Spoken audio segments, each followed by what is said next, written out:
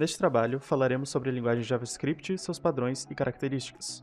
Falaremos sobre suas vantagens e desvantagens e, ao final, atribuiremos notas para as características da linguagem. Os autores são Bernardo Cavalcini Zetoli, Guilherme Domingo Santana e Ricardo Zanini de Costa.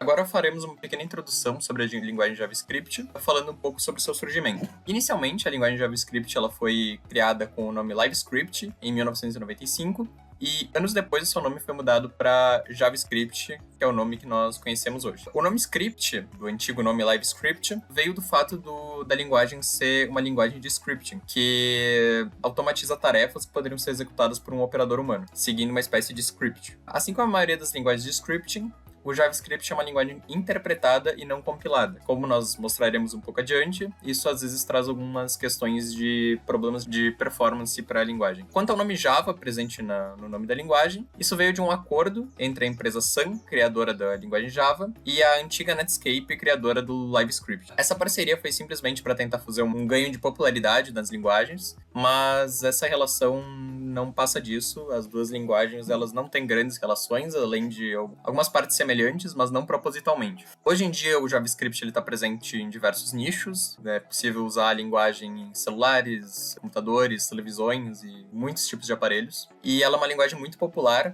devido à grande comunidade que a linguagem possui.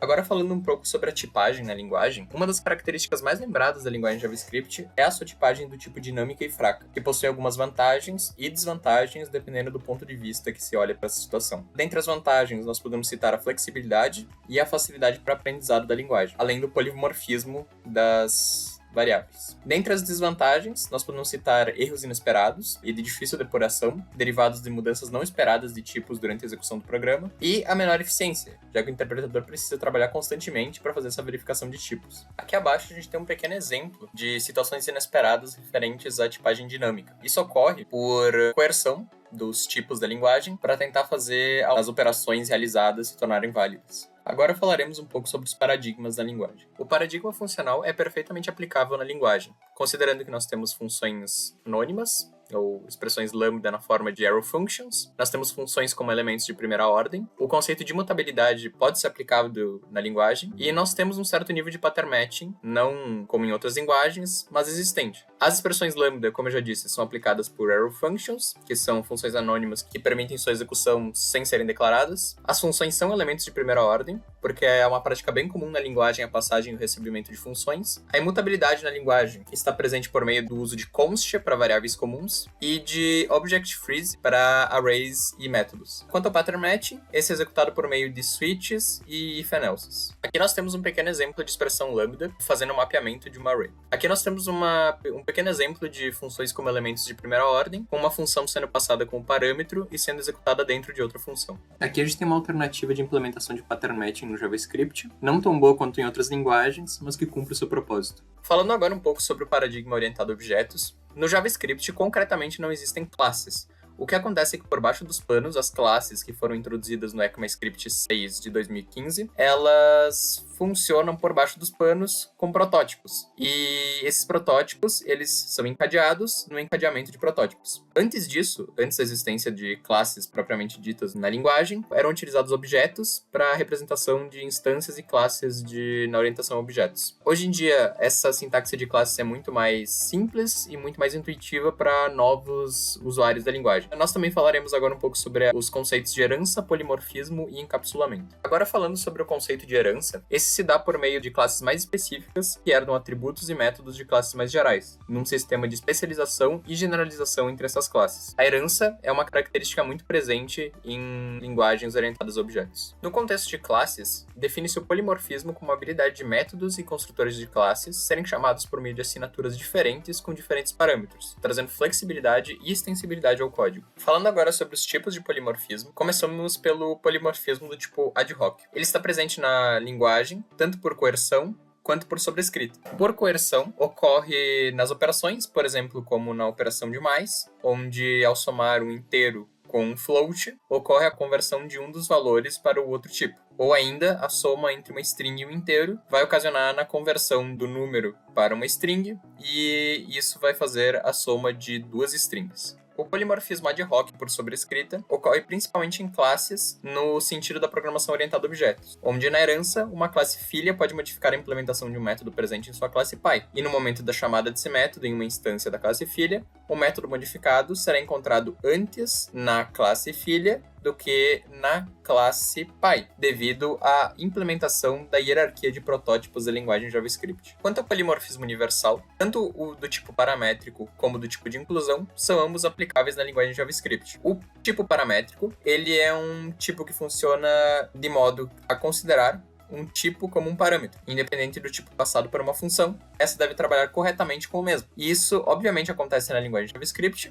visto que é uma linguagem com tipagem dinâmica. Ou seja, uma função pode receber uma variável e ela nem sequer saberá que tipo que está recebendo. Ela só sabe que estará recebendo uma variável. O polimorfismo universal por inclusão já foi abordado anteriormente, no contexto de classes, onde percebemos que classes filhas, elas herdam os elementos da classe pai superclasse. Ou seja, o subtipo também é um elemento do supertipo. Nesse exemplo, nós trazemos uma aplicação do conceito de herança de classes, onde uma classe aluno e uma classe professor herdam a classe pessoa. Nesse exemplo, nós vemos que as classes aluno e professor sobrescrevem o método falar ao reescreverem esse método dentro de suas classes. Portanto, as duas instâncias criadas, ao chamarem o método falar, chamam os métodos das subclasses e não da superclasse. Nesse exemplo, podemos perceber que, apesar da sobrescrita do método no exemplo anterior, o método antigo da superclasse continua armazenado dentro da hierarquia de protótipos. Nesse exemplo daqui, percebemos uma aplicação do polimorfismo universal paramétrico, onde,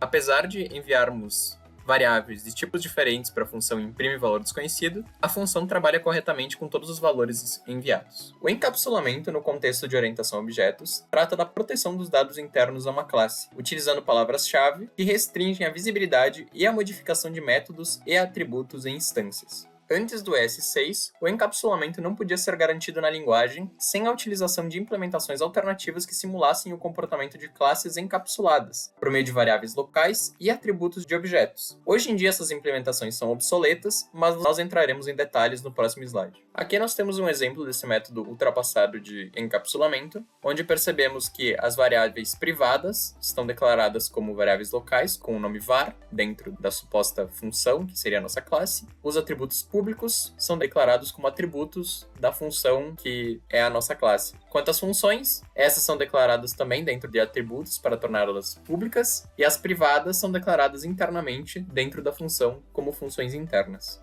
Continuando o tópico dos paradigmas da linguagem, temos a programação imperativa, que se caracteriza como uma descrição em passos das tarefas que devem ser executadas por um dado programa, de forma semelhante ao processo do pensamento humano. Por isso, ela é amplamente conhecida por sua clareza e facilidade de implementação. No JavaScript, este paradigma é amplamente utilizado, integrando-se a outros paradigmas já citados. Aqui, temos um exemplo simples de programação interativa, onde executamos uma série de operações matemáticas a fim de obter um resultado. Agora, partimos para os tópicos de sintaxe e estrutura da linguagem. O JavaScript tem a maior parte de sua sintaxe semelhante à linguagem Java, tendo sido influenciada também por outras como AWL, Perl e Python.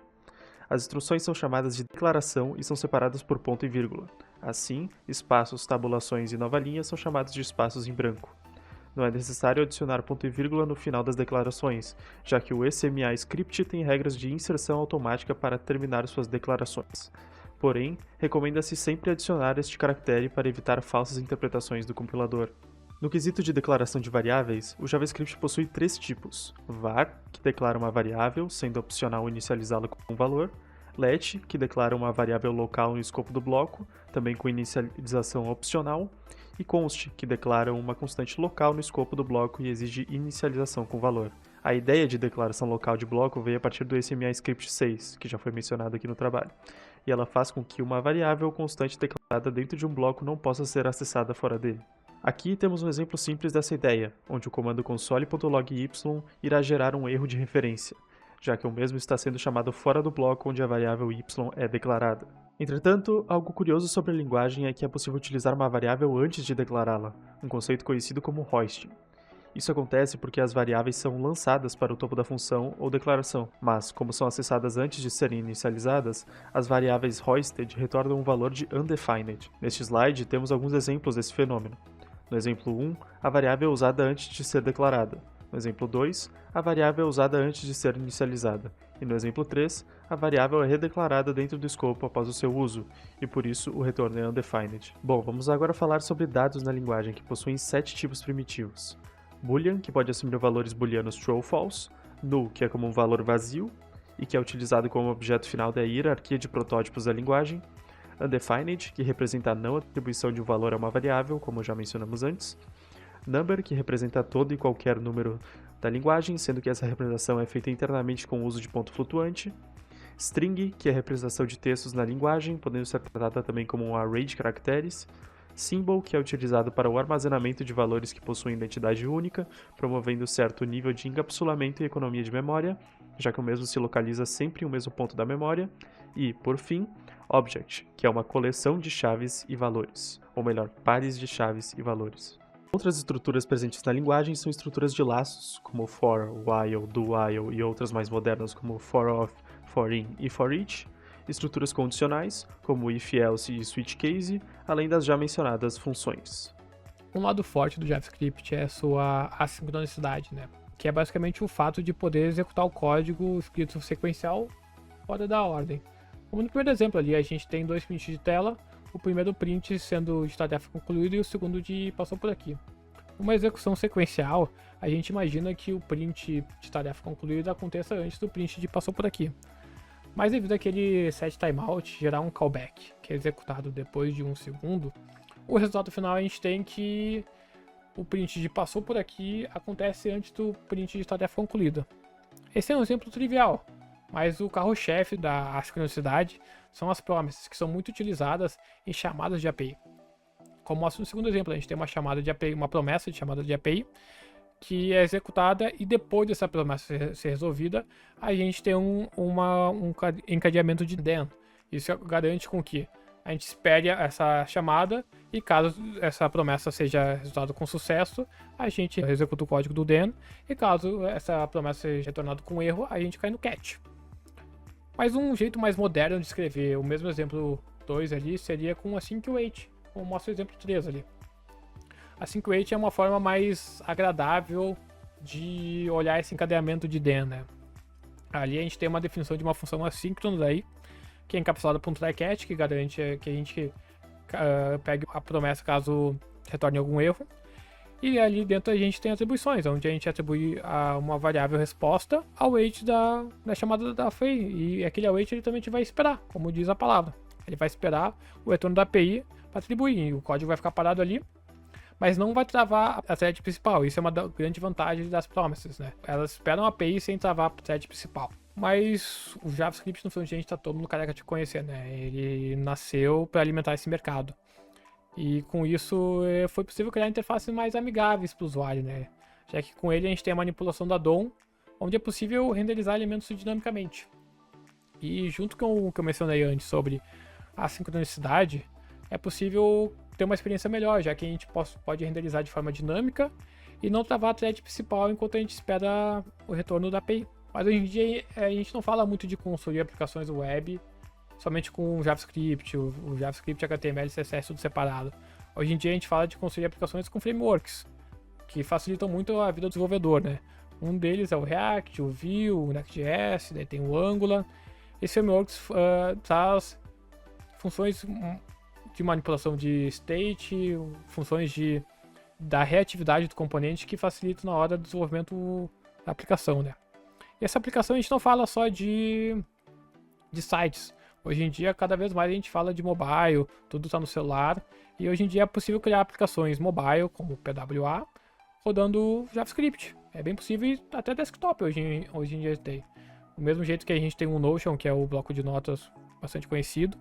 E o editor de texto VS Code é construído com JavaScript, HTML e CSS. Se tu quiser, é possível acessar a tela de DevTools. Do mesmo jeito que a gente inspecionou uma página web, é possível inspecionar o VS Code, né? Mas, tá. JavaScript no front-end todo mundo conhece. E no back? É esquisito falar, mas o Node.js trouxe essa possibilidade, sabe? Mas é bom usar? Não é bom usar? Tudo tem suas vantagens e desvantagens, né? São tudo os dois lados da mesma moeda.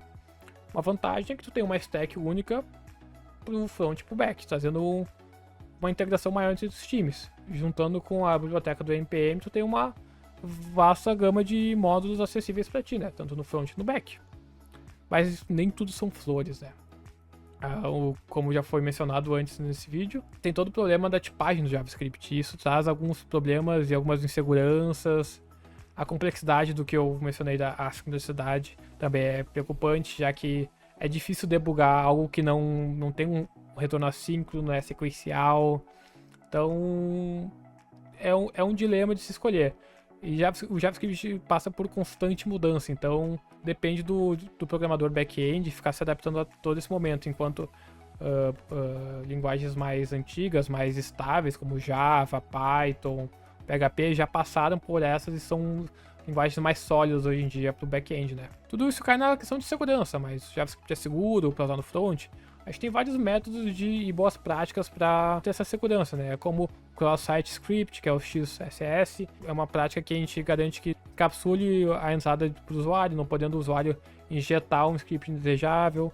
Tem o Cross-Site Requesting, Cross-Origin Resource Sharing, que garante que a gente não compartilhe os dados com qualquer site, a gente bloqueia nossa aplicação web, né? Entre outros, mas algumas boas práticas são de cuidado no armazenamento de dados, principalmente nos dados salvos na storage do navegador, e eliminar vulnerabilidades, né? Bom, depois de tudo isso que a gente falou, a gente ranqueou em alguns tópicos, começando ali pela sua simplicidade. É uma linguagem fácil, tanto que a gente botou 8 de 10 devido à sua fácil inicialização, né? Não é um 10 de 10 porque tem linguagens mais fáceis, como Python para começar, né? Mas é uma linguagem bem acessível e tudo mais. Em relação à sua ortogonalidade, a gente ficou mais ou menos a média ali com 6,5. Alguns pontos positivos se destacam ali, funções como elementos de primeira ordem, podendo encadear funções, trazendo uma robustez. E um ponto negativo seria as conversões implícitas, que vieram todo aquele problema do JavaScript, né? Sobre sua expressividade, a gente fechou com uma nota de 9 de 10 no caso, que é uma linguagem de alto nível, fácil de entender, não é difícil de ler a linguagem, então a gente fica com essa nota. Sobre sua adequabilidade, é uma linguagem fácil de se adequar em novos ambientes, tanto que hoje em dia a gente roda no navegador, a gente roda no mobile, a gente roda no desktop, no back-end, no front-end, então é uma linguagem, bastante mecanismo de se adequar aos novos ambientes, né? Aí a gente chega no mecanismo de tipos ali, aí é o ponto fraco do JavaScript, que a gente fechou com uma nota de 4 de 10, já que o JavaScript tem toda aquela tipagem dinâmica e todos aqueles problemas que a gente já citou antes sobre aqueles bugs de comparação e tudo mais, né? Sobre o suporte de abstração, a gente fechou com uma nota 8 de 10, já que ele suporta a hierarquia de classes, funções anônicas como arrow functions, e isso trouxe uma nota mais elevada, já que se baseia bastante com Java. Aí não chega a ser uma abstração total como Java, né? O modelo de tipagem a gente fechou com uma nota 7 de 10, é que tem uma flexibilidade na tipagem dinâmica e adaptável, né? Porém, segue com uma série de erros devido ter essa atenção à atribuição de tipos, né? A portabilidade fechou com uma nota alta de 9 de 10, como já mencionei antes sobre a adequabilidade, né? Hoje a gente tem o mercado web, a gente tem o mercado desktop e o mercado mobile, que tudo é portado por JavaScript, né? Junto com isso a gente tem a reusabilidade, né? Que a gente tem o mesmo código, às vezes, rodando do web, tem o mesmo código rodando no front do mobile, e às vezes as funções, pelo fato de ser tipagem dinâmica, a gente consegue reutilizar as mesmas funções para fazer coisas diferentes, né? Então a gente tem um exemplo, seria a função de mais, né? Que no JavaScript ele faz a soma e também faz a concatenação de duas strings. No suporte à documentação a gente fecha com 10 de 10, porque a gente tem muita documentação sobre o JavaScript. Todo framework, como eu já falei, tem sua documentação. Todo módulo na biblioteca do NPM tem sua documentação também, então a gente deu a nota mais alta aí. O tamanho do código é muito relativo, depende da aplicação que tu vai construir, se vai usar frameworks e tudo mais, então a gente fechou com uma 8 de 10, que normalmente para componentes tu consegue componentizar numa aplicação um tamanho de código pequeno, individual, mas no geral ele vai gerar um código unificado até que grande, mas depende muito. Generalidade fica junto com a adequabilidade e a portabilidade, fechando com 10 de 10, sendo que a gente pode rodar no back-end, como já citei, no front, no mobile e tudo mais, né? Aí a gente fecha a nossa avaliação com eficiência e custo, que é um detalhe assim que é difícil ligar, porque ela não se compara a linguagens mais otimizadas como C e C++, não chega nem perto. e também não chega perto de Java, que é uma linguagem orientada a objetos que ainda é mais lenta, né? Então ela não é uma linguagem ótima, já que em questão de pensar em otimização, em questão de nanosegundos, não se fala em otimizar nanosegundos no JavaScript, né? A gente procura outras linguagens, né? Com isso, a gente fecha a nossa apresentação. Muito obrigado a todos que ficaram vendo o vídeo até aqui e até a próxima.